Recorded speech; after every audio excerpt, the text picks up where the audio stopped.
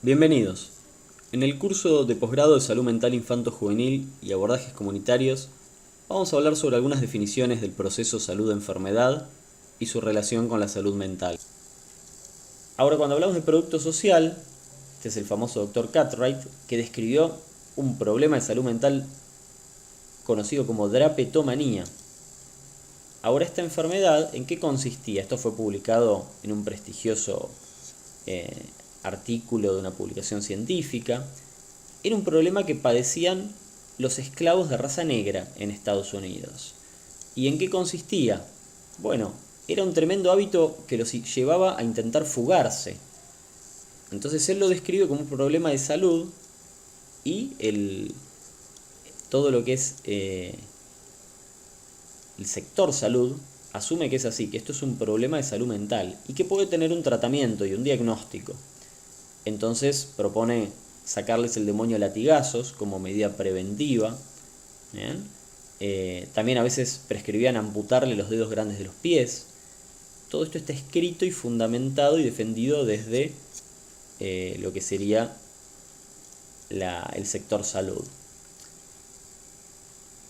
Hay algunos teóricos como Parsons que hablan de que en los sistemas sociales la práctica médica tiene el rol de control social. Por ejemplo, evitando que los enfermos difundan sus motivaciones relevantes, que se asocien en grupos, que tengan una legitimación positiva.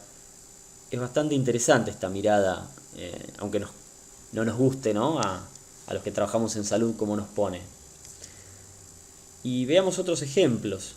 Escritoras, artistas famosas que en su época no coincidían con lo que se esperaba de su rol, en este caso de mujeres, y por ejemplo les indicaban electroshock para tratar de mejorarlas. ¿Bien? Sabemos que la Organización Mundial de la Salud incluyó la homosexualidad entre una lista de enfermedades mentales hasta los 90. También eran tratados con electroshock. Hay varios famosos que fueron sometidos a un montón de estos procedimientos. Ernest Hemingway lo sometieron también a muchas sesiones de electroshock porque él se sentía perseguido y espiado, entonces lo diagnosticaron como que este era un problema mental. Después se supo que en verdad, por cuestiones políticas, era vigilado y perseguido por el FBI, pero el tratamiento fue de electroshock. Y si hablamos de la construcción social para hablar de salud, enfermedad y el devenir histórico, veamos cómo ha ido cambiando, por ejemplo, al pensar en el cuerpo, ¿no? En este caso el cuerpo de la mujer. ¿Qué consideramos y qué considerarían en distintos momentos sano o no sano? Entonces, salud y enfermedad son también puntos extremos de una recta, donde en un extremo está el sano y en el otro completamente opuesto el enfermo. ¿Alguien puede estar absolutamente en un rincón o en el otro? Lo podríamos considerar como diferentes grados de adaptación o transformación al medio, a los modos, a los estilos de vida. Y esto está en constante cambio y dinamismo. Entonces, veamos algunas miradas, en particular críticas, a lo que tiene que ver con los criterios diagnósticos en salud mental. El epistemólogo Mario Bunge, en un libro, hace algunas observaciones críticas que por ahí merecen ser comentadas. Él considera que los manuales de salud mental, el DSM, son endebles. La crítica de él es que se quedan en los síntomas, se quedan en la superficie y que no hay un conocimiento profundo de los mecanismos ni de las causas. Entonces él plantea que le llama mucho la atención que distintos problemas de salud mental, que son muy diferentes, a veces se tratan con el mismo fármaco. Dice que, por ejemplo, se ha triplicado la cantidad de trastornos mentales de la primera a la cuarta edición, ¿no?, del DSM. Y haciendo una analogía con el tema de tratar síntomas que están en la superficie, dice: esto es como si en un libro de oftalmología ignoraran los distintos problemas que puede tener el ojo, que él menciona, bueno, todas las partes del ojo, no importa, y digan que para todo, cualquier problema del ojo es lo mismo. Y bueno, hoy sabemos por los avances de la oftalmología que no es lo mismo tener un problema en la córnea que tener un problema en la retina, y que cada uno tiene un tratamiento diferente, ¿no? Un aumento de presión del ojo va con unas gotitas, mientras que un problema en la retina por ahí necesita láser, y en otros casos necesitamos lentes.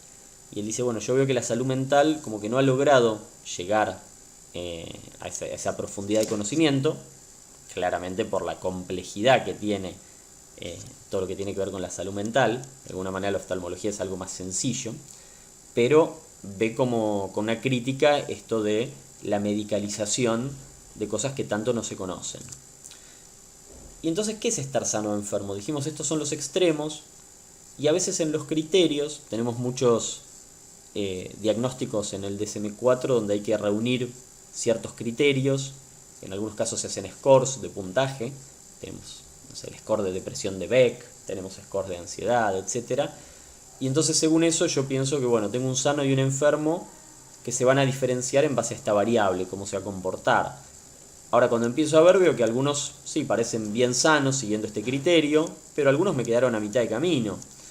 Y de golpe tengo otros enfermos que también, algunos están muy homogéneos alrededor de lo que yo defino como enfermedad, pero algunos se empiezan a acercar bastante a los sanos, ¿no? Y de golpe me quedan algunos que digo, ¿y entre este sano y este enfermo? La diferencia fue que uno sumó un puntito más en la escala de criterios que el otro. Y sin embargo esto va a implicar que a uno yo lo ponga en una bolsa diagnóstica o que le aplique psicofármacos u otro tipo de tratamientos y al otro no. Entonces esto, digamos, proponemos una mirada crítica. Y estas miradas críticas también las hace y las plantea Bunge y están, digamos, en la literatura al psicoanálisis. En particular, algunos critican que no haya una producción de evidencias científicas reproducibles de los beneficios que tienen estos abordajes. En su defensa, muchos plantean que esto es pararse desde una mirada y desde un paradigma que no comparten. Bueno, también hay críticas muy fuertes a lo que es la medicalización en la psiquiatría, incluso en la psiquiatría infanto-juvenil, darle medicamentos a niños en temas como el déficit de atención, temas como la depresión, donde en algunos casos ya sabemos que es más el daño que el beneficio, en otros casos tal vez no. En muchos casos críticas a la falta de evidencia científica sobre la eficacia y seguridad de las intervenciones en salud mental. Si yo trato un síntoma, algo está en la superficie, como dice Mario Bunge, por ejemplo, un déficit de atención, pero no sé muy bien qué es todo lo que está por debajo, todo lo que subyace estos mecanismos, todo lo que está ocurriendo en el hogar de ese niño, en la educación, en su contexto, pero sin embargo, a largo plazo, el uso de un metilfenidato puede provocar incremento en el riesgo de suicidio, por ejemplo, de problemas cardiovasculares, como plantean algunos estudios. Entonces, esto también recibe miradas críticas de una parte de los investigadores en salud. También críticas a cuánto se manipula la evidencia científica sobre eficacia y seguridad. Hay muchos casos reconocidos donde aparecen estudios que dicen que un medicamento es buenísimo y tiempo después se descubre que no era así, que había efectos adversos y que los habían ocultado, habían manipulado la información para que la comunidad médica piense que esto era seguro y no era así. Y por último hay críticas a excluir el contexto en el proceso de diagnóstico y tratamiento de la enfermedad mental. Asumir que una persona tiene ansiedad, depresión, déficit de atención, sin importar dónde vive, cómo es el ambiente laboral, escolar, familiar, contextual, económico. ¿Bien? Entonces, repasando, ha habido una evolución epistemológica de lo que es el concepto de salud, pasando por ausencia de enfermedad, hablando de un estado de completo bienestar y ya no solo de ausencia, reemplazando el estado por un proceso, incorporándola después como un derecho humano esencial, de lo cual vamos a hablar en una próxima charla, y por último asumiéndola como un producto social y colectivo, y no como una cuestión meramente individual.